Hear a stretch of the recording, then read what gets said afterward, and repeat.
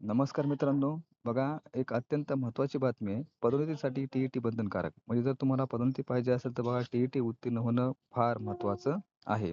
आता या बातमीमधले जे काही महत्त्वाचे मुद्दे आहेत बघा, ते तुम्हाला मी थोडक्यात सांगतो. बघा, राज्यात शिक्षक संवर्गातून पदोन्नती पदे भरण्याच्या प्रक्रियेत आता शिक्षक पात्रता परीक्षा टी-ई-टी उत्तीर्ण असणे अनिवार्य करण्यात आले आहे.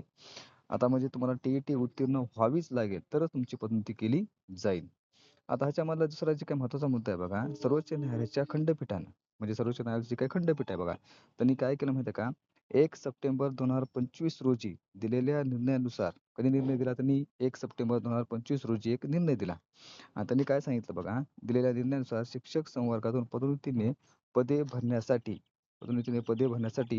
टी-ई-टी ही आवश्यक अट असल्याचे नमूद करण्यात आले आहे. म्हणजे ते त्यांनी काय सांगितलं, की टी-ई-टी ही आवश्यकच आहे. बरोबर आहे का? तरच तुमची पदोन्नती केली जाईल. आता यामध्ये दुसरा मुद्दा आहे बघा, टी-ई-टी उत्तीर्ण होण्यासाठी सरकारने नोव्हेंबर 2027 पर्यंत 2 वर्षाचा कालावधी निश्चित केला असून, म्हणजे टी-ई-टी उत्तीर्ण होण्यासाठी तुम्हाला 2 वर्षाचा कालावधी त्यांनी निश्चित केला आहे. म्हणजे नोव्हेंबर 2027 पर्यंत तुम्हाला या या 2 वर्षामध्ये तुम्हाला टी-ई-टी उत्तीर्ण व्हावीच लागेल, तरच तुमची पदोन्नती होईल. आता मित्रांनो, लक्षात घ्या, की ह्या बातमीवरून तुम्हाला एवढं तर कळालं असेल, की तुम्हाला जर समजा पदोन्नती पाहिजे असेल, तर तुम्हाला टी-ई-टी उत्तीर्ण होणं फार महत्त्वाचं आहे. आता मला सांगा, 23 नोव्हेंबरला एक टी-ई-टी झाली, बरोबर आहे का? त्याचा निकाल नुकताच लागलेला आहे, बरोबर आहे का? आता जी काही पुढील टी-ई-टी आहे बघा, पुढील टी-ई-टी ही मे-जूनमध्ये होईल.